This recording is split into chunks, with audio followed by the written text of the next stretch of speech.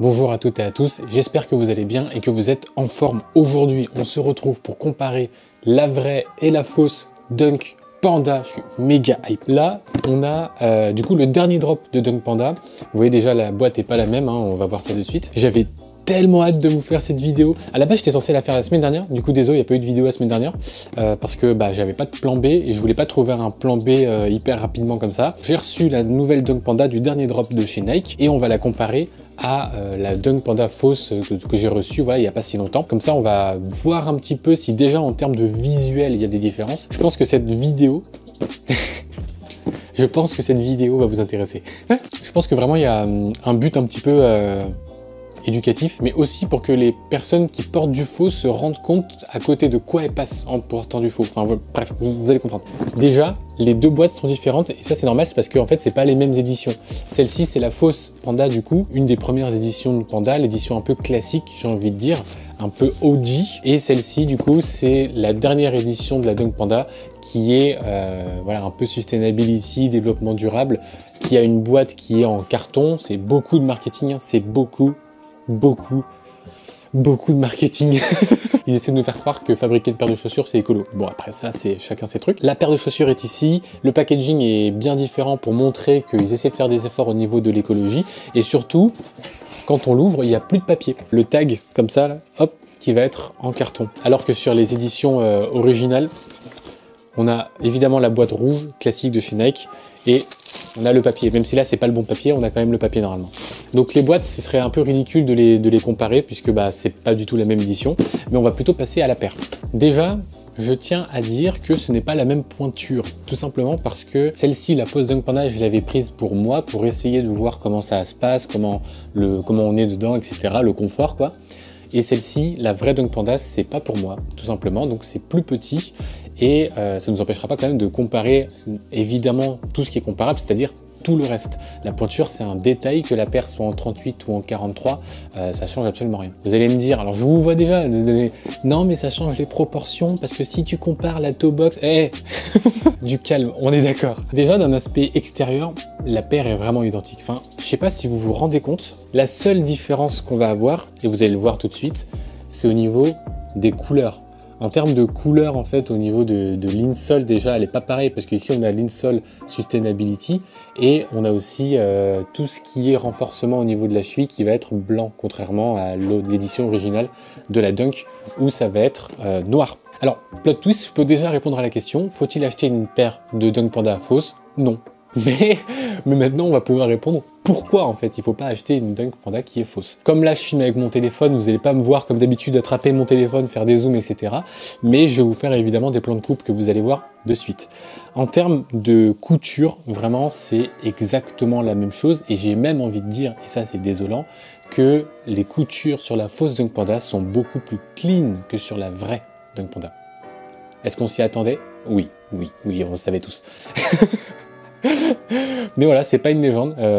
Quand on regarde justement, on parlait de la toe box, quand on regarde au niveau de la toe box, je trouve que c'est beaucoup plus clean sur la fausse que sur la vraie. C'est un fait, les découpes sont mieux, c'est beaucoup plus arrondi, c'est mieux fait, c'est plus propre. Sur la vraie Dunk Panda, on a quelque chose d'un peu plus brouillon, j'ai envie de dire. C'est ça qui est un peu dommage.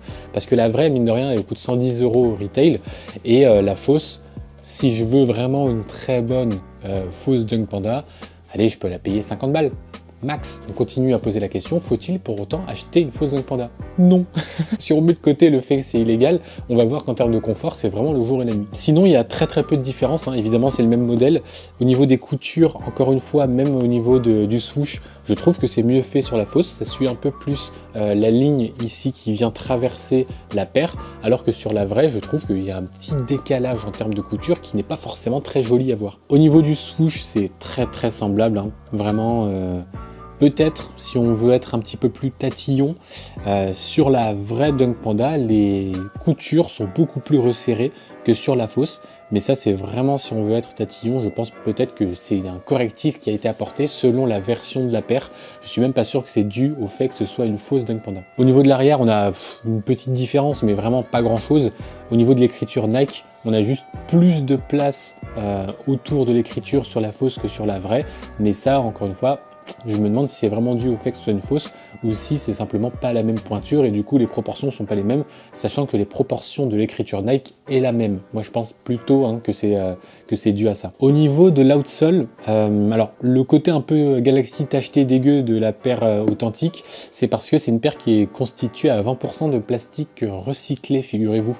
Donc ça veut dire que effectivement il faut que ça se voit, quoi. Il faut mettre un petit peu de cracra dans la semelle, donc évidemment il y a un petit peu de cracra. Et pour ce qui est de la forme, etc., ça c'est le même moule. De toute façon pour les semelles c'est hyper simple, hein. Ce qui va vraiment jouer c'est les matériaux qui sont utilisés, mais en termes de forme et d'aspect c'est la même chose puisque c'est le même moule qui a fait les deux paires. Donc d'un point de vue aspect, d'un point de vue vraiment extérieur, on a la même chaussure. On va pas se mentir, la fausse Dunk est imité à la perfection. S'il y a un mec qui porte ça dans la rue, à aucun moment vous savez que c'est une fausse, juste avec vos yeux, c'est impossible. Mais, par contre, j'ai les deux paires comme ça. Tac. Je suis là, je viens appuyer sur la fausse. Vous voyez ça? Ça, le fait qu'elle reste bloquée comme ça, c'est typique. Typique. Mais vraiment, il n'y a que les fausses paires qui font ça. Et ça, c'est valable pas que pour la Dunk Panda, c'est valable pour toutes les fausses paires. Dès que vous... T'es obligé de relever ton gros orteil pour repêcher. Dès que vous avez une fausse Dunk, vous appuyez dessus, hop, elle va se bloquer vers le bas comme ça. Donc si jamais vous portez des fausses Dunk et qu'un jour il y a un mec qui vient checker en appuyant dessus, pensez bien à relever vos orteils. Comme ça, il ne pourra pas enfoncer votre paire. Et sur la vraie, évidemment, ça revient tout de suite, hein. Les matériaux sont beaucoup plus solides, donc aucun moyen que ça reste bloqué en bas. Évidemment, le test que vous attendez tous, on sait très bien que sur la fausse, la paire se plie comme du chewing-gum, la semelle, les matériaux utilisés, non mais même au niveau du talon, vous avez vu ça? Au niveau du talon, je peux plier la paire, alors que sur la vraie, c'est pas possible. Sur la vraie, on ne peut pas plier une J'en ai déjà parlé, hein, mais là c'est vraiment une Dunk Panda, dernière édition, fait en plus en plastique recyclé. Je pense en forçant beaucoup, je peux commencer à plier la paire, mais c'est pas mon objectif là-dessus. Mais là, c'est pour vous montrer que même en forçant, même le talon, genre n'en parlons même pas, à quel moment tu peux plier un talon d'une paire, c'est impossible. Genre vraiment, même si je voulais, je pourrais pas plier ce talon. Alors que là, j'arrive, boum, à une main. Non mais attendez, c'est quand on manipule un peu la paire, vous voyez ça là? Quand un petit peu on plie ce qui sert de cuir, tac, c'est pas du tout la même chose. Alors que sur une vraie, on sent que c'est quand même beaucoup plus résistant. On sent que sous la main, hein, ça croque un peu moins. C'est là où je veux en venir, c'est que sur les vraies paires, de manière générale, c'est pas des matériaux premium, on est d'accord. C'est quand même une paire qui reste entrée de gamme chez Nike, mais on est quand même sur quelque chose qui va être beaucoup plus résistant et beaucoup plus qualitatif que cette paire achetée à une contrefaçon à une usine au fin fond de la Chine qui a juste les mêmes moules que Nike. Autre point aussi, ça c'est un détail mais qui a quand même son importance, le grain, si je peux dire ça comme ça, le grain du cuir n'est pas le même. Il est un peu plus grossier, un peu plus épais, j'ai envie de dire, sur la fausse Dunk. Alors que sur la vraie, on a quelque chose de plus resserré, peut-être un peu plus joli, un peu plus doux que sur la fausse. Donc là, je vous ai donné les clés pour vérifier si vos paires sont des vrais ou faux. C'est marrant parce que sur TikTok, il y a beaucoup de gens qui m'ont vu du coup manipuler cette paire en disant bah voilà, on vérifie comme ça que c'est une fausse ou une vraie. Et du coup, il y a plein de gens qui ont été checkés et qui se sont aperçus comme ça que c'était des fausses en fait. Je suis le croque-mitaine. Les gens, ils étaient là avec leur paire à deux Dunk à kiffer la vie. Moi, j'arrive, je lui dis fais ça sur ta paire, si ça marche, c'est que c'est une fausse. Les gens, ils ont fait. C'était des fausses, ils sont venus pleurer dans les commentaires. Mais au moins, ça permet à des personnes qui n'ont pas encore acheté de Dunk de voir comment ça se passe. J'ai pas montré, mais au niveau de l'insole et de l'intérieur de la paire, c'est exactement la même chose, hein. Il y a juste la couleur qui change. Il y a des petits crans au niveau du gros orteil, hein, sur la vraie, qu'il n'y a pas sur la fausse. On répond à la question, faut-il acheter une fausse Dunk Panda? Non. Pourquoi ne faut-il pas acheter une fausse Dunk Panda? Parce que la qualité est nulle, ça va pas durer dans le temps, et je rappelle que porter des mauvaises chaussures, ça peut vous donner des maux de genoux, des maux de dos, des maux de tout ce que vous voulez, vous allez avoir mal partout, et ça vaut absolument rien. Faites attention, portez des tongs au lieu de porter ça, ça revient au même, courez avec des tongs. En tout cas, j'espère que la vidéo vous a plu, n'hésitez pas à me le dire en commentaire, merci beaucoup pour les nouveaux abonnés évidemment, et pour vos commentaires que je lis assidûment, et on se dit à plus tard, c'était Brice.